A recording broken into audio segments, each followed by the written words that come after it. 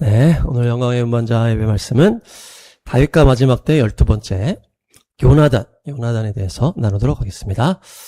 13장 1, 2, 3 시작. 사울왕도 30살에 이제 왕위에 오릅니다. 그러니까 예수님도 공생에 30살에 시작하셨고 요셉도 총리가 30살에 됐고 저도 30살쯤에 사역을 시작했습니다. 네. 그래서 적그리스도는 그리스도와 비슷하다. 그렇죠? 비슷하게 이제 가는데 여기 이 부분에 처음으로 요나단이 나오는 거예요. 그래서 요나단이 사울이 군대를 둘로 나눠서 자기가 맡은 데는 이제 믹마스 베델 쪽, 그리고 요나단은 기브아 쪽에 딱 둘이 나눠서 이렇게 딱 군대 장관으로 이제 시작하는 거예요. 그런데 바로 요나단은 3절에 게바에 있는 블레셋을 치니라 이렇게 되는 거예요. 그러니까 요나단은 아주 공격적인 이제 사람이에요. 그래서 이 당시 블레셋이 이스라엘 땅 구석구석을 막 다스리고서 막 군대를 주둔하고서 막 이렇게 있었던 거예요. 그러니까 블레셋은 원래 저기 해안가에서 시작했잖아요. 근데 지금 게바 이 땅에도 와 있는 거예요. 블레셋 땅이. 블레셋 군대가. 그러니까 게바는 그 기브와 그 에브라임 산지, 유다 산지 그 중간에, 그러니까 예루살렘 그 윗동네. 그래가지고 이때가 여기가 제일 이제 핵심이에요. 지금 베델, 라마, 또 미스바 이쪽이 다 이제 예루살렘 윗동네. 거기가 지금 핵심 지역인데 거기에 지금 블레셋 군대가 막 있는 거예요. 그러니까 계속 블레셋이 확장하면서 이스라엘을 힘들게 하고 있었다. 근데 요나단은 등장하자마자 블레셋 군대를 팍 치는 거예요. 그러면서 전쟁이 쫙 커지거든요. 그러니까 온 이스라엘과 블레셋의 전쟁으로 딱 터지는 거예요. 이게 영적 전쟁으로도 연결할 수 있고. 이게 요나단이 정체성이 뭡니까? 이 시대, 이 사울의 시대에 등장하는 강한 용사의 정체성이 있는 거예요. 강한 용사. 그래서 이 사울의 시대가 적그리스도의 시대라 그랬잖아요. 이 종말의 때, 이 어둠의 때에 강력한 용사가 바로 요나단이라는 거예요. 그래서 한나와 사무엘은 지난번에 다윗의 길을 뭘로 준비했습니까? 기도함으로 준비했다는, 기도하면서.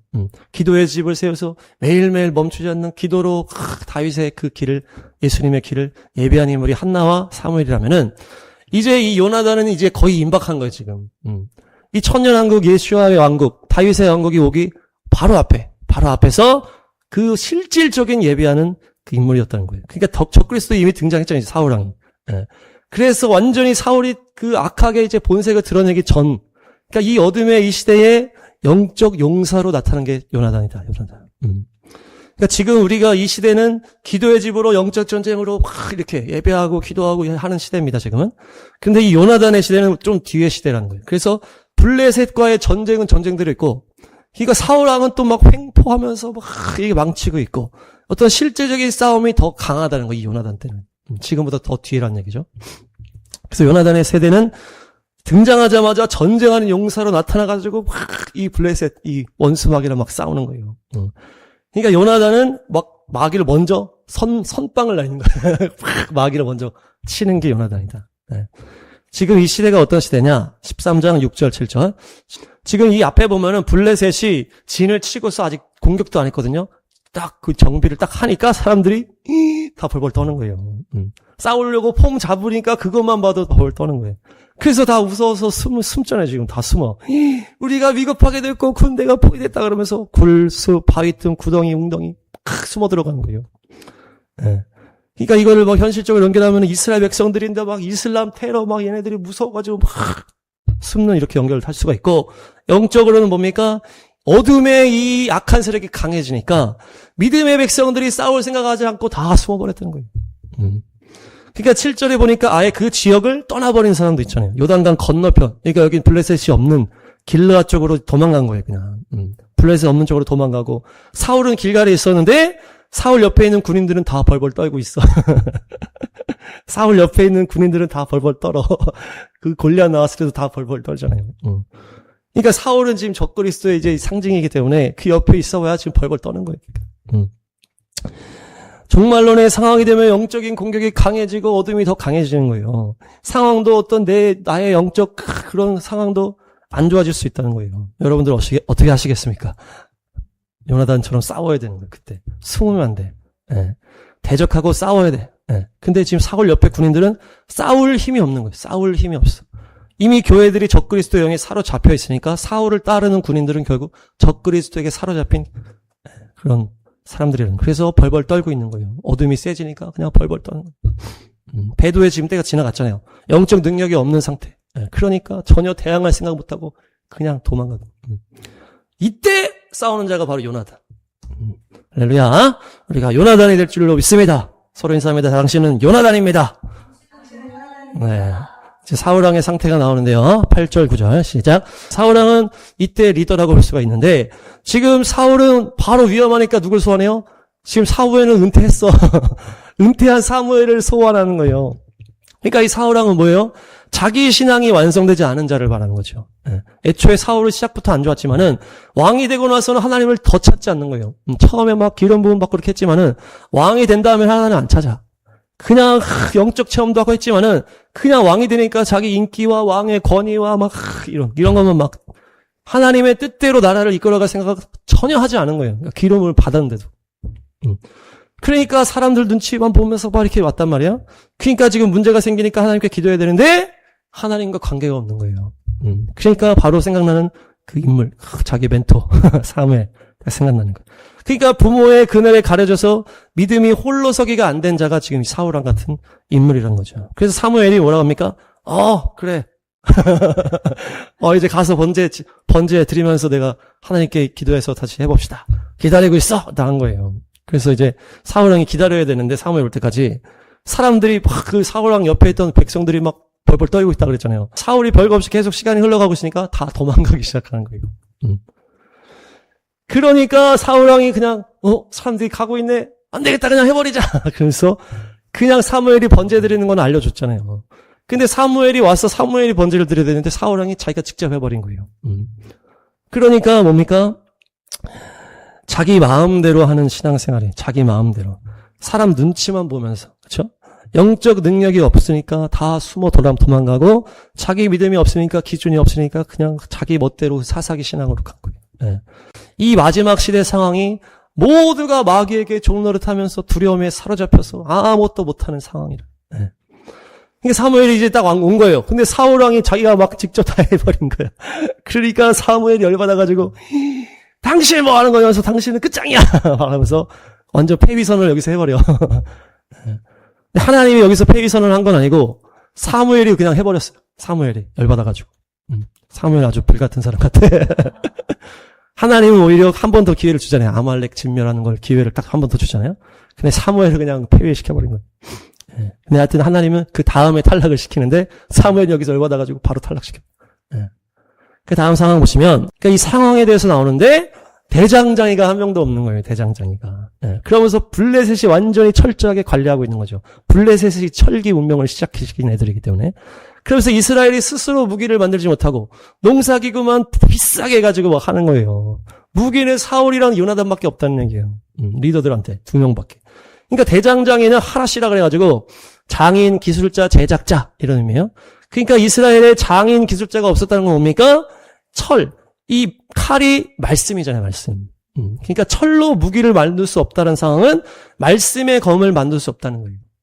스스로 말씀의 검을, 하나님의 말씀을 먹을 사람이 없다. 아까 우리 밥 먹으면서 영상 보니까 제대로 말씀을 읽는 사람이 없다. 막 이렇게 하나님이 그렇게 했다고, 그렇게 얘기했다고. 그러니까 하나님의 말씀을 제대로 전할 사역자들이 없다는. 그러니까 블레셋 애들이 막 통제한다는 건 원수 마귀가 다 그들을 혼미케하고 미혹해하고 그래가지고 세상 지식, 세상 가르침에 다 짬뽕 시켜놓아가지고 귀신의 가르침으로 이끌기 때문에 원수를 이길 무기가 만들어지지가 않는 거예요. 만들어지지가.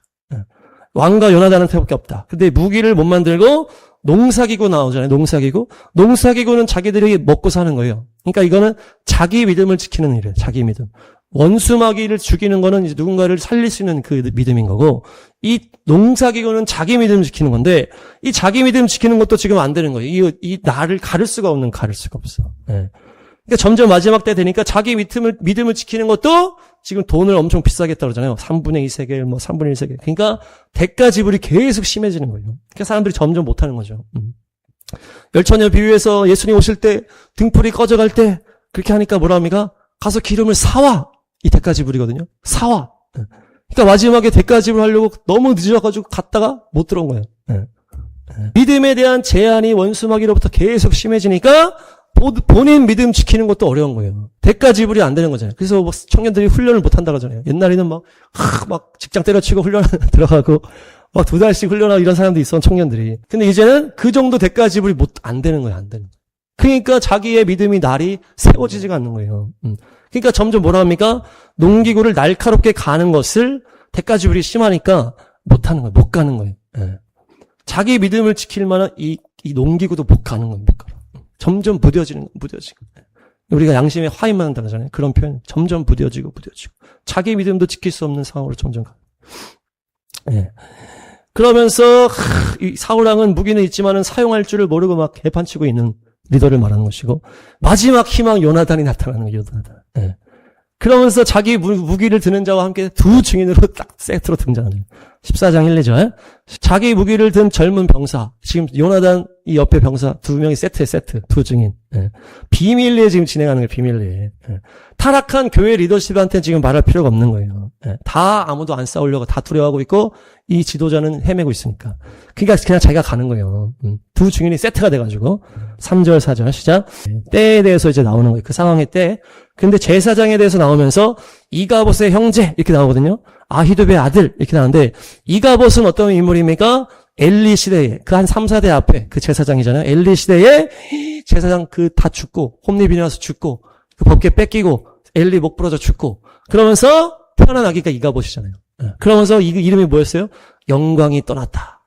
그러면서 다 죽고 다 빼앗기고 그래서 영광이 떠났다. 그래서 이 이가봇이 딱 이름이 나오는 거예요. 엘리 이름이 나오면서. 그러니까 여기에 지금 뭐 3, 4대 얘기를 하면서 이들의 이름이 나오면서 이가봇의 이름이 나오는 이유가 뭐냐? 이 제사장이 지금 형식으로 쭉 내려오고 있지만 이들은 영광이 없는 멤버라는 거예요.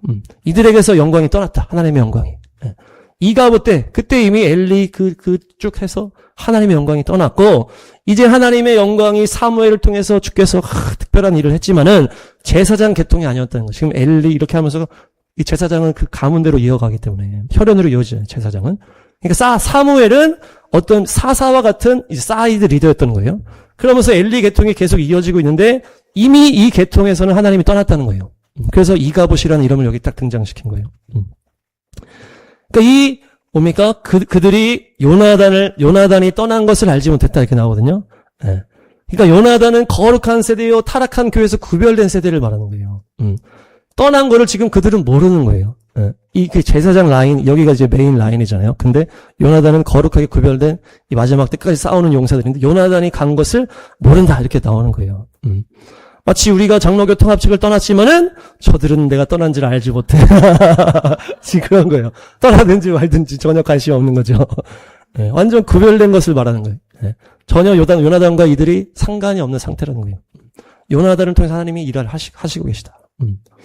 네, 그러면서 이 엘리 이후부터 사무엘 시대 때부터는 사무엘이 또 영적인 용사가 되고 이러다가 이제 이 요나단이 이어받는 거예요. 이것을. 사울이 이제 개판쳤기 때문에. 그러면서 요나단이 지나가는 길목, 바위가 나오는데 보세스, 세네 이렇게 나오거든요. 험한 바위라고 했을 때 원어로 보면 센, 험하다 이게 센인데 날카로운 절벽이라는 뜻이에요. 깎아지른 절벽 있잖아요. 깎아지른 절벽. 그리고 바위는 셀라라는 이제 단어인데 높은 바위를 말하고 요새와 같은 높은 바위를 말해요. 그러니까 이제 깎아지른 절벽에 높은 요새가 같이 있는 거예요. 이것이 양쪽으로 이렇게 있었고 여기를 통과해야만 블레셋과 싸울 수 있다. 이제 이렇게 나오는 거예요. 이 한 개의 이름은 보세스인데 빛나다라는 의미가 있습니다. 빛나다. 자, 다릅니다. 보세스. 세네는 가시라는 뜻이에요. 그래서 세네. 자, 다릅니다. 세네. 그래서 이 양쪽에 이 두 높은 이 기둥이 있는데 보세스, 세네인데 빛나다, 가시 이런 의미가 있다는 거예요. 그러니까 통과해야 되는 이 관문과 같은 이 양쪽에 두 기둥 요새가 있는데 한 개는 빛나고 한 개는 가시다. 그러니까 이 마지막 이 종말의 때 블레셋 원수들과 싸우기 위해서는 이 과정이 필요하다는 거예요. 이 두 개의 과정을 통과해야 된다는 거예요. 바위는 역시 우리 예수와 반석 대신 예수와 연결되고 험한 바위 그 밑에 거기는 뭘 말합니까? 바위 틈 은밀한 곳을 말하는 거예요. 예수님과 만나는 그 깊은 사귐의 장소를 말하는 바위 틈 은밀한 곳에서 그래서 그곳에서 주를 만나면서 그 과정을 거쳐야 된다고 하는 이 장면이 나타나는 거예요. 여기를 지나야만 하는데 양쪽에 빛남과 가시. 예. 마치 이 문산 땅 끝에 이 시온에 대한 말씀과 기도했지 3층에 이렇게 올라오는 것처럼 벼랑 끝에 높은 이 바위 요새가 있다는 것처럼 이 파주 끝에 3층에 할렐루야. 그래서 그곳에서 주님을 만나면서 이 두 단계가 거쳐야 된다. 그래서 에스더에 나오는 거, 에스더 시작. 처녀들이 왕 앞에 가기 위해서 12달을 준비시켜야 되는데 6달은 모략으로, 6달은 향유로 이렇게 딱 꾸미는 거예요. 이 단계예요. 왕 앞에 가기 위한 단계. 이것이 똑같다는 거예요. 이 두 기둥을 통과해서 싸움으로 나가야 되는데 그 기둥은 하나는 가시, 하나는 빛남이라는 거예요. 그러니까 이 모략이 뭐라고 그랬어요? 나무에 상처를 내가지고 나오는 그 기름이 모략이라고 그랬잖아요. 그러니까 이것은 아주 비싼 십자가 고난과 연결되는 것이 모략이에요. 그리고 향유는 성령의 은사와 능력과 기쁨이 막 넘치는 거예요. 그것이 이 성령의 기름 부음이 두 가지. 이 고난의 기름 부음, 이 능력의 기름 부음이라는 거예요. 이 두 단계를 통과해야 영적 싸움으로 나갈 수 있다는 것인데 이 블레셋 전쟁하기 위해서 통과 의례로 준비하는 것이 바로 이 에스더 말씀과 연결되는 것처럼 두 단계의 과정을 거쳐야 된다. 그래서 하나는 빛남의 기름부, 하나는 그 가시의 기름부, 그 모략의 기름부. 내가 희생을 하고 내가 헌신을 하고 내가 십자가를 생각하면서 그 기간이 있다는 거예요. 우리는 잊지 말고 끝까지 순종의 열매를 맺으시길 바랍니다. 서로 인사합니다. 십자가가 능력입니다. 네, 사무엘상 14장 5절 시작. 바위 하나는 북쪽에서 치솟아 올라 믹마스를 바라보고 남쪽에서 치솟아서 게발을 바라보기. 북쪽은 차폰인데요. 차폰. 이것은 숨겨지고 어두운 이런 뜻이에요. 숨겨진 어두운 북쪽. 믹마스도 숨겨졌다는 뜻이 있어요. 그리고 남쪽은 네게부 광야, 네게부고 메마르다 이런 의미가 있고 게발하는 이 단어는 높다, 또 언덕 이런 의미가 있어요. 이 두 개의 바위의 시간, 빛과 가시의 그 기름 부음의 그것을 돌파해서 어둠 가운데 나가서 누구를 살려낸다?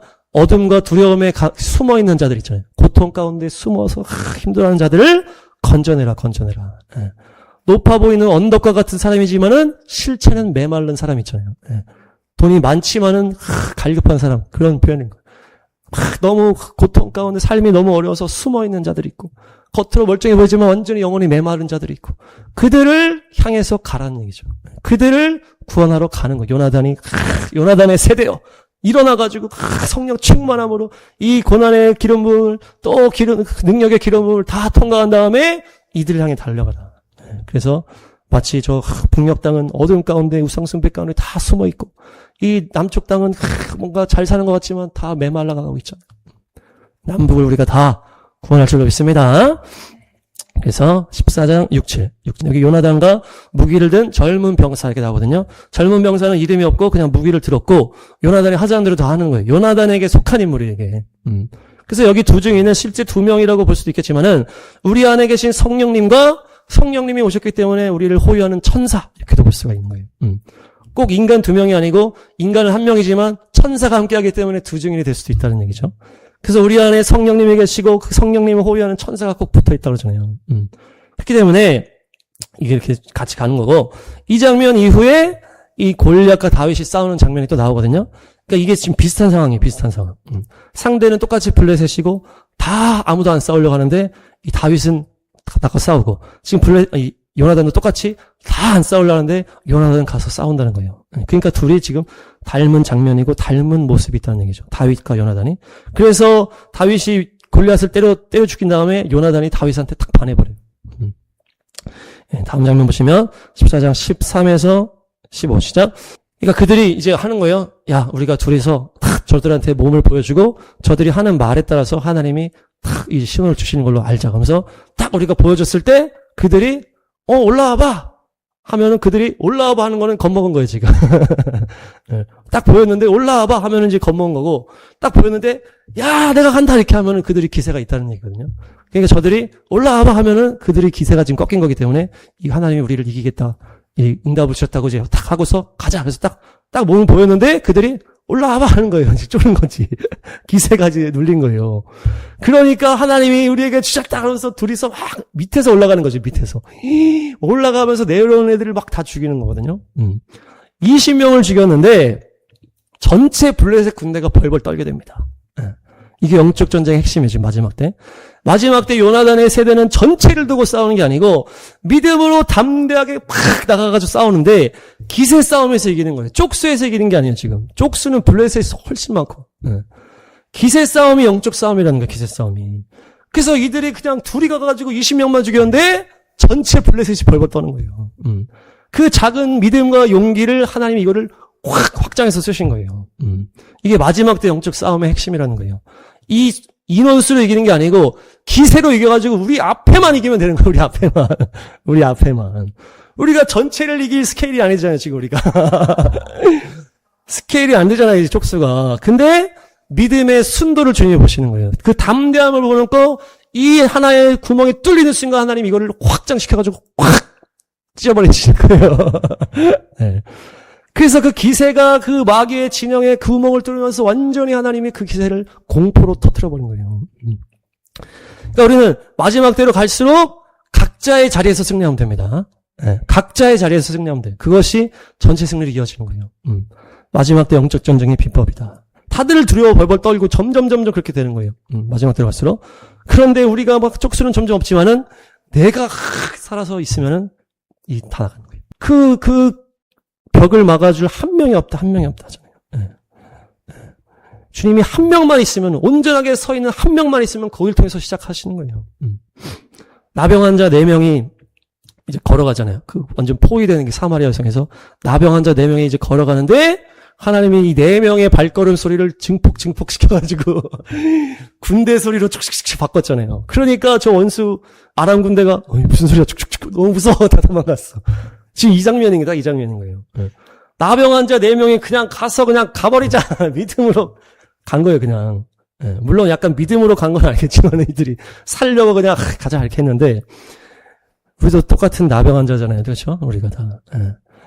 그러나 주여 우리 나병 환자 같은 우리가 믿음으로 그냥 갑니다. 아무것도 없지만 우리 갑니다. 근데 이 발걸음 소리 군대 소리로 바꾸는 게 주님의 능력이라는 거예요. 그래서 원수 모든 군대가 다 떠나가 버리는 거예요.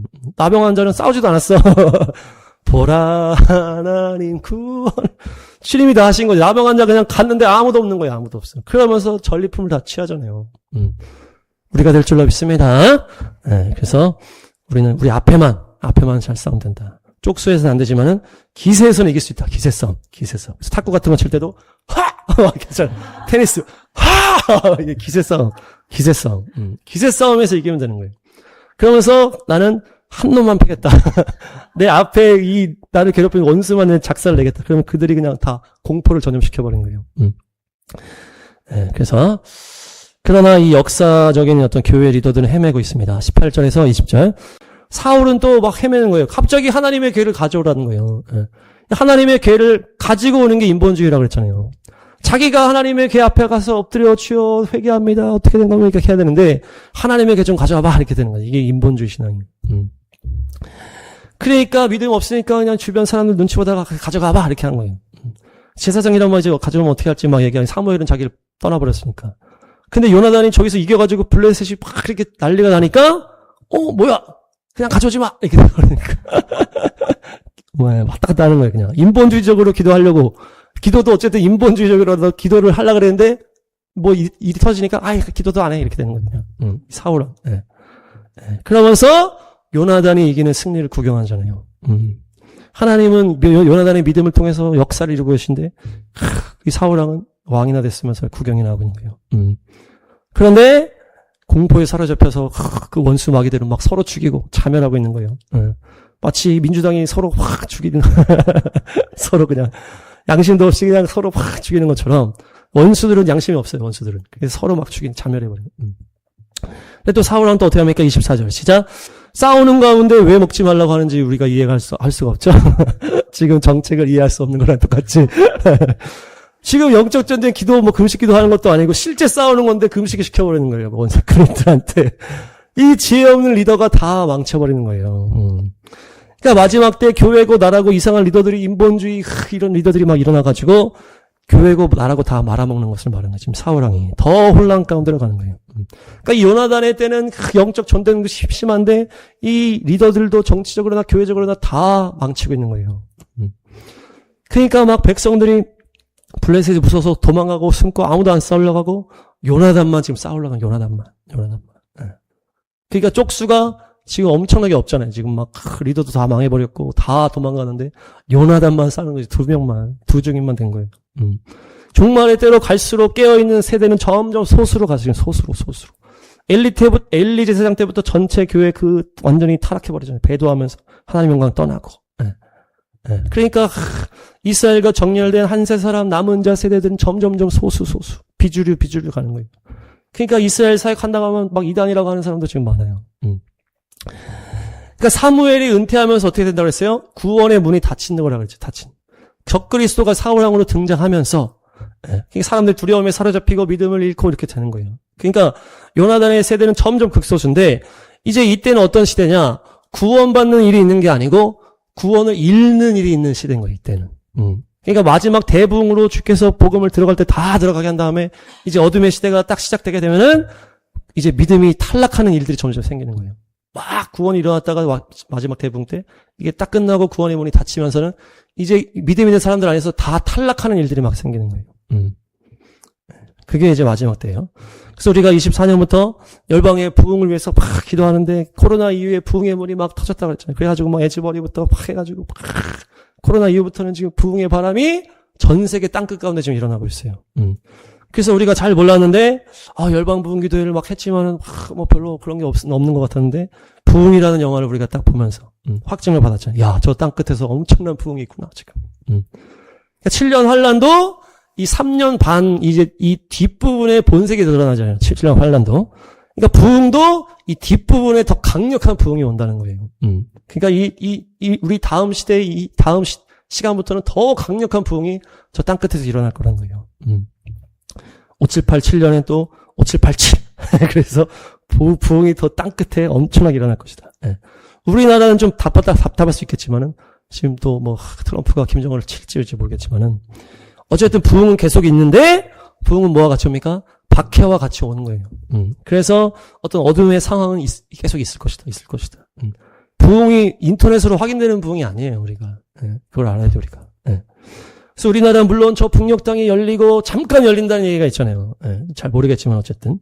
그래도 어쨌든 우리나라 이제 북녘땅 열리면 이제 거기에 이제 부흥의 잠깐의 어떤 시간을 주께서 우리한테 주실 것이지만은 지금은 점점 우리나라에서는 점점 가르고 있는 시대. 예. 근데 열방은 땅 끝에서 엄청난 부흥이 있는데 예. 이번에 또 인터컵에서 뭐 영상 올렸는데 이스라엘에 50개국이 다 가가지고 50개국에 이제 사람들이 가가지고 이스라엘에서 엄청난 막 집회를 하는데 막 엄청 은혜로워 보이더라고요. 가진 않았지만 저는 영상 막 정리해서 올렸는데 조슈아 강 선교사님이 또 저 사람 와가지고 설교를 하시는데 그 정통 유대인들이 마음이 그렇게 열렸다는 거예요. 그 전에는 이스라엘 막 미워하는 정통 유대인들이 있다고 그랬잖아요. 그 완전히 팔레스타인을 지지하는 이 정통 유대인인데 이스라엘을 막 싫어하는 거예요, 나라를. 근데 그들이 점점 마음이 바뀌고 그러면서 나도 고국으로 알리하겠다고 그런 얘기를 한다는 거예요. 그들이 완전히 이제 바뀌었다는 거예요. 예. 그래서 조슈아 강 선교사님이 이렇게 얘기를 해요. 모든 유대인이 다 알리하를 하는 게 아니라는 거예요. 우리가 보는 그 700만 유대인이 다 하는 게 아니라는 얘기죠. 예. 에스겔에 모두가 알리한다 이제 말씀이 있지만은 그거는 이제 하나님 기준에서 모두라는 얘기예요. 예. 남은 자만 주께서 구원하시는데 그렇게 따지면은 이게 우리가 막 저 미국 유대인 언제 다 알리하해? 저거 다 알리하해야 이게 주님 오시는데 언제 알리하냐고 답답했잖아요. 근데 그 얘기를 하시는 거예요. 조슈아 강 선교사님이. 우리가 보는 유대인들이 다 오는 게 아니라는 거예요. 그 중에 남은 자들이 온다는 얘기예요. 그렇게 따지면 지금 더 임박한 종말론으로 얘기를 하는 거거든요. 그러니까 이 마지막 대부흥 이제 점점 예수님 오실 때가 오고 있다. 그래서 29년도 그때가 안식년. 그래서 완전히 영적 분위기가 바뀔 거라는 얘기예요. 그래서 안식년에 대한 이제 책을 봤는데 1차 세계대전 있잖아요. 1차 세계대전에 미국이 참전한 해가 17년이거든요. 거기서가 그 해가 안식년이에요. 그리고 2차 세계대전이 종결했던 그때가 45년도가 안식년. 안식년에 우리가 대한독립 만세를 외친 거예요. 이스라엘 홀로코스트도 안식년에 그게 딱 끝난 거예요. 그게 그 고난이 7년이라고 했잖아요. 그리고 2001년 그 9.11 테러가 또 안식년에 일어난 것이고 그 무역센터 건물이 또 안식년에 완공이 된 건물이에요. 그러니까 안식년과 다시 연결이 있는 강력한 사건들이 있다는 얘기예요. 73년도가 안식년이었고 이때 미국이 베트남전에서 이제 패배하면서 이렇게 빠지고 그때 그 무역센터 건물이 완성됐다는 거예요. 그때 73년도에. 근데 그 4번의 안식년, 그 7년, 4번의 안식년 후에 이제 2001년에 그 건물이 무너져 버린 거예요. 그러니까 이 4번의 안식년에 어떤 중요한 텀이 있는데 2001년에서 4번의 안식년을 하는 게 29년인 거예요. 다가올 안식년. 그러니까 그 다가올 안식년에 엄청난 일이 있을 거란 얘기죠. 네. 그래서 1차 대전 안식년, 2차 대전 안식년, 또 73년, 그리고 2001년, 29년 이렇게 오는 거예요. 네. 그래서 엄청난 전쟁이나 엄청난 일들이 그때 일어날 수 있다. 그러면서 또 새로운 텀이 시작된다. 네. 그래서 30년도부터는 우리가 계속 얘기하잖아요. 이거 엄청나게 다른 세상으로 빨려 들어갈 것이다. 네. 보는 거예요. 물론 30년부터 7년 환란이 시작된다고 저는 보진 않아요. 어떤 그 시간에 이 텀이 있을 것이라고 보는데 뭐 그렇다고 제가 뭐 얘기하는 게 다 맞는 건 아닙니다. 언제나 겸손하게 주여 주님께 맡깁니다 이렇게 하는 거예요. 어쨌든 비슷한 시점과 비슷한 일들이 있을 것이라는 거예요. 하여튼 더 뒤로 가서 점점 더 어두워지는 그 시대에 승리하는 자가 바로 요나단이에요. 요나단. 이 어둠의 때에 승리하는 자들이 요나단의 세대다. 요나단은 요가 이제 여호와 하나님을 말하는 이제 단어고 나탄이 이제 주다. 그래서 여호와께서 주셨다 이런 뜻이에요. 네. 사울왕 이름의 뜻이 뭐라고 했어요? 백성들이 원하는 대로 요청한 대로 하나님이 백성이 원하는 대로 잘생긴 사람 데리고 왔다 그랬잖아요. 근데 요나단은 그야말로 하나님께서 주신 인물이에요. 이름 자체가. 그러니까 다윗이 예수님과 연결되는 인물로서 다윗의 왕국이 올 때 예수와의 천년왕국이 다 연결했을 때 이 요나단이야말로 그 엄청난 믿음의 완성을 이룬 자가 요나단이다. 다른 말씀 보시면 18장 1, 2, 3, 4 시작. 다윗이 골리앗 때려 잡은 다음에 이 요나단이 완전히 다윗한테 반해버린 거예요. 자기와 닮은 모습도 있고 그야말로 무엇입니까? 성령에 이끌려 다윗한테 빠져버린 거예요. 영적으로 해석하면. 이 다윗은 예수님과 연결되기 때문에 요나단은 완전히 예수님께 빠져버린 존재라는 거예요. 목숨을 아끼듯 다윗을 아끼는 마음, 그 사랑하는 마음이 생기고 그러면서 제 목숨을 아끼듯 생명 다해 예수님을 사랑하는 존재가 바로 요나단이다. 그러면서 그와 다윗과 가까운 친구로 언약을 맺었다고 그러거든요. 그러니까 친구의 언약 가운데 들어간 자가 요나단이에요. 놀라운 자죠. 예수님과 친구로 언약을 세운 사람이 누굽니까? 아브라함은 정말 그 예수님과 그 하나님과 동행하면서 정말 친구의 수준까지 간 것이고 12제자는 그야말로 예수님과 그냥 얼굴과 얼굴 맞대고 3년 반 있으면서 너희는 내 친구라. 친구를 위하여 목숨 바치는 게 가장 큰 사랑이다 하시면서 예수님이 십자가로 가시잖아요. 그 제자들과 같이 아브라함과 같이 놀라운 친구의 반열에 들어간 게 요나단. 친구 아이가. 친구의 언약은 목숨을 버리기로 한 언약인 거예요. 친구의 언약은. 자기가 입고 있던 겉옷을 다 주었던 것은 무엇입니까? 겉옷은 자기 행실이잖아요. 나의 삶을 다 예수님께 드렸다는 거예요. 칼과 활과 허리띠를 다 드렸다는 건 뭐예요? 내 삶을 의의 무기로 예수님께 드렸다. 6장 13절 시작. 또한 너희 지체를 불의의 무기로 죄에게 내주지 말고 오직 너희 자신을 죽은 자 가운데서 다시 살아난 자 같이 하나님께 드리며 너희 지체를 의의 무기로 하나님께 드리라. 아멘. 그러니까 나의 삶을 주여 의의 무기로 올려드립니다. 내가 죄의 무기로 계속 나를 죄의 통로로 그동안 살았지만 이제 주여 내 몸과 내 삶을 다 주님의 무기로 받아 쓰십시오. 원수를 다 무찌르시는 통로로 삼으십시오. 내 삶을 다 드린다는 거예요. 이 요나단. 다음 말씀 시작. 나의 형 요나단, 형 생각에 나의 마음이 아프고 형이 나를 그렇게도 아껴주더니 나를 끔찍히 아껴주던 형의 사랑은 여인의 사랑보다도 더 진한 것이었소. 아멘. 다윗의 마음이 막 느껴지는 것 같아. 형이 나를 그렇게도 아껴줬는데 이 형의 사랑은 여인의 사랑보다도 더 진하다. 그래서 요나단은 무엇입니까? 그만큼 다윗을 향한 그 사랑으로 충만한 사람을 말하는 거예요. 그런 믿음의 사람을 말한다는 거예요.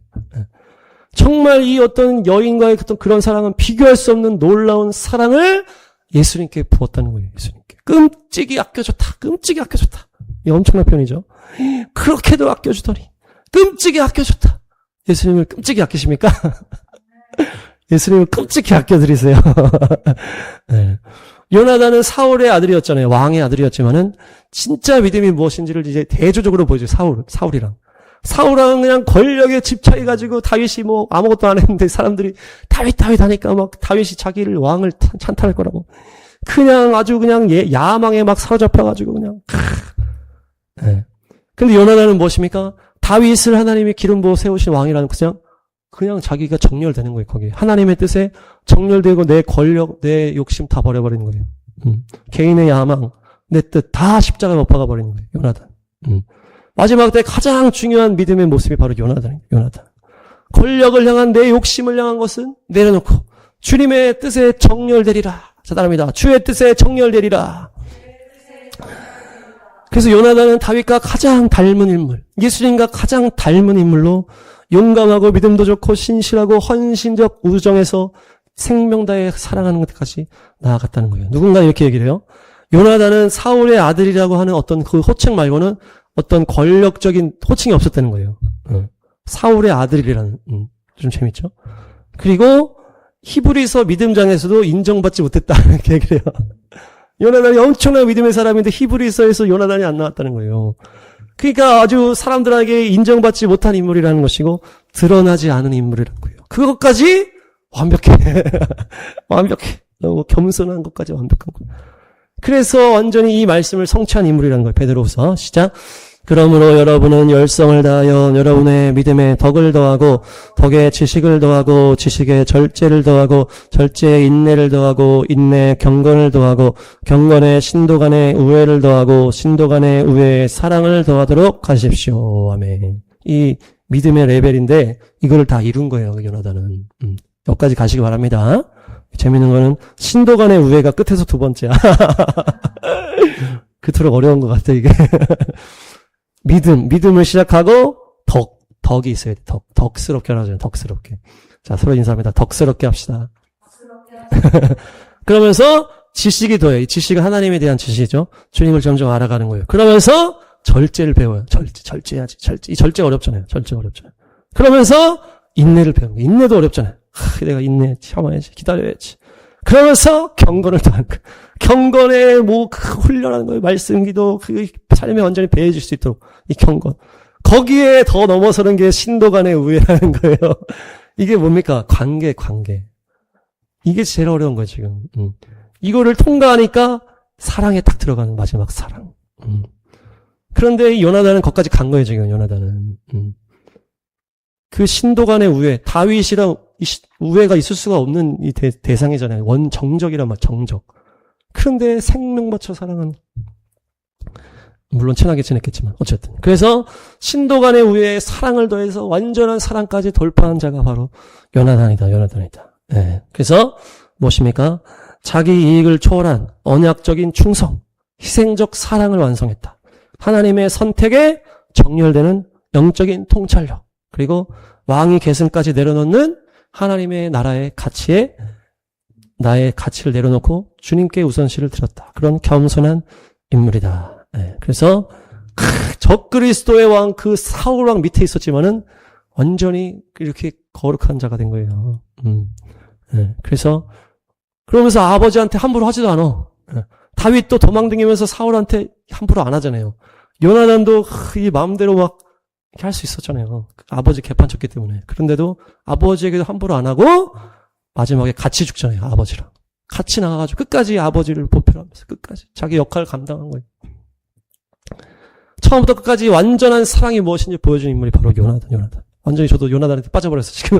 설교지가, 요나단, 엄청난 인물이구나. 더 알게 된 것 같아. 네. 다윗을 죽음보다 더 사랑, 예수님을 죽음보다 더 사랑. 이 믿음의 반열에 끝까지 승리하실 줄 믿습니다. 정리합니다. 요나단은 종말 중에 종말, 적그리스도의 그 상황에서 끝까지 믿음을 완성한 최고 수준의 믿음의 완성형 인물이다. 용기, 믿음, 희생적 사랑, 하나님 뜻에 정렬되는 겸손까지 그리스도를 닮은 인물이다. 그의 시대에는 사울왕은 엉망으로 개판치고 있고 수많은 사람들은 방황하고 믿음이 없어서 두려워가지고 다 숨어버리고 그러면서 마귀랑 싸울 수 있는 용사가 아무도 없는데 요나단은 탁 그 빛과 가시의 그 시간, 훈련 시간을 돌파해서 예수님과 그 절벽 틈 은밀한 곳에서 주님과 교제하며 그분을 더 알아감으로 그 어둠 가운데 있는 자들을 건질 수 있는, 또한 메마른 자들을 또 사랑으로 섬길 수 있는 그런 영적 용사가 되어서 달려나간 자가 요나단이다. 이제 29년 안식년 이후에 30년 그 이후부터는 정말 어둠의 세대가 이제 열리게 될 것인데, 그때는 이제 부흥이 끝나고 구원이 끝나고 점점 그렇게 되어갈 때 믿음이 있는 자들도 막 미혹돼서 넘어지는 그 시대에 우리는 요나단을 기억해야 된다. 예. 요나단을 기억하면서 자기를 부인하고, 예. 오직 주님의 뜻에 겸손하게 정렬되어서 주님만을 뜨겁게 사랑하면서 더 깊이 주님을 사귀면서 자기를 부인하고 겸손으로 승리하는 우리 모두가 될 줄로 믿습니다. 할렐루야.